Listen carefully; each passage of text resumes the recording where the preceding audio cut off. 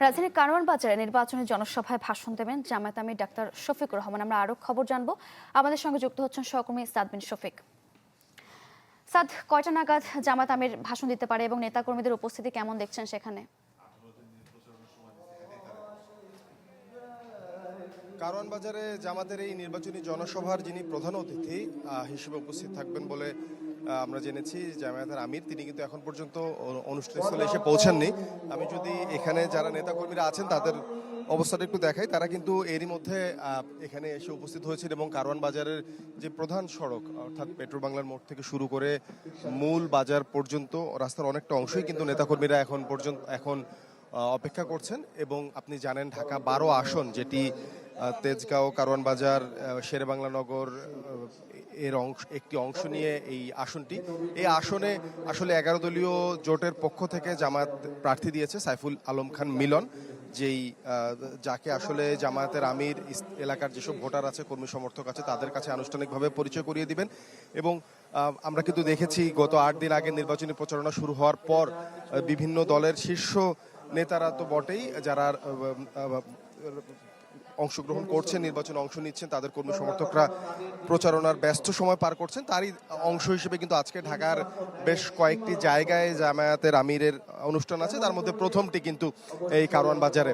এবং এই সাইফুল আলম খান মিলন, যিনি জামায়াতের দাঁড়িপাল্লা প্রতীকে এখানে নির্বাচন করছেন, তাকে কিন্তু আনুষ্ঠানিকভাবে আজকের এখান থেকে ভোটারদের কাছে পরিচয় করিয়ে দেওয়া হবে। মূলত অনুষ্ঠান শুরু হয়েছে, যদিও প্রধান অতিথি অংশ নেননি।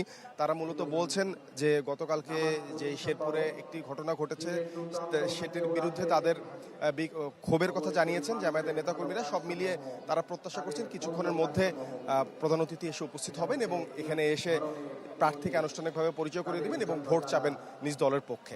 সারিকা স্যার, ধন্যবাদ আপনাকে। এর মধ্যে রাজধানীর শনির আখড়া থেকে যুক্ত হয়েছেন আমাদের সহকর্মী ইমতিয়াজ মাহমুদ। ইমতিয়াজ, কেমন দেখছেন নির্বাচনী প্রচারণা? প্রার্থীদের ব্যস্তরা, ভোটাররা কি বলছেন?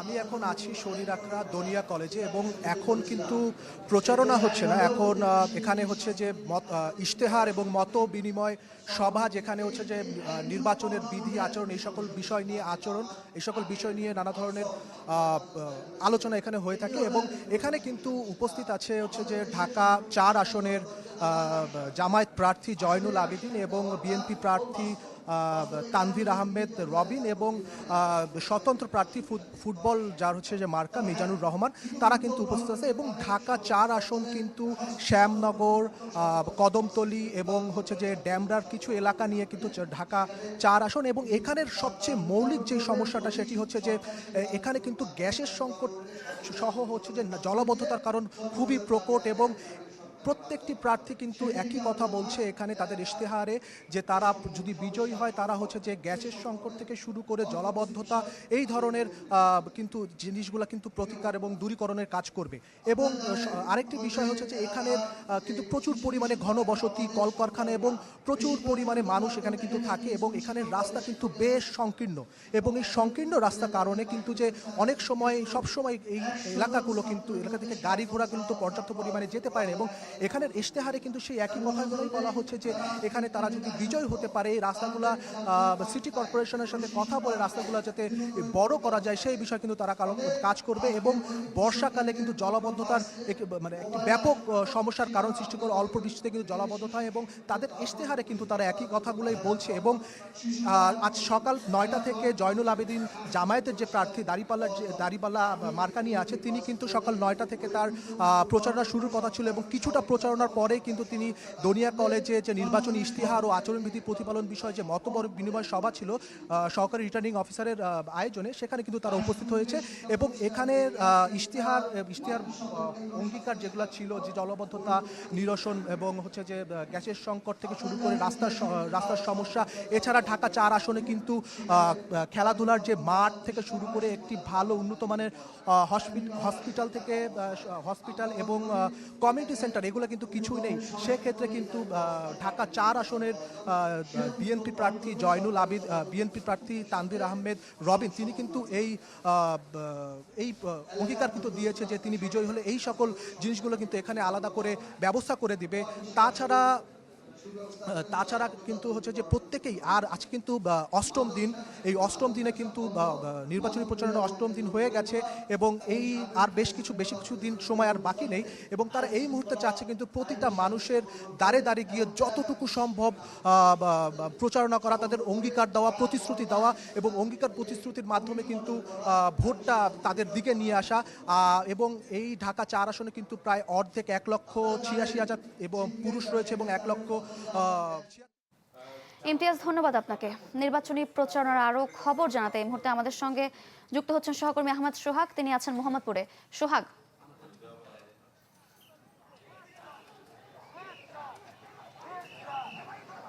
হ্যাঁ, আমরা মোহাম্মদপুরে এখন আছি। খেলাফত মজলিসের আমির মামুনুল হকের নির্বাচনী পদযাত্রা, তিনি আজকের পদযাত্রাটি শুরু করেছেন আসাদ গেট থেকে এবং শেষ করবেন গিয়ে তাজমহল রোডে। আজকে সারাদিনে তার একটি দীর্ঘ সময়ের পদযাত্রা আছে।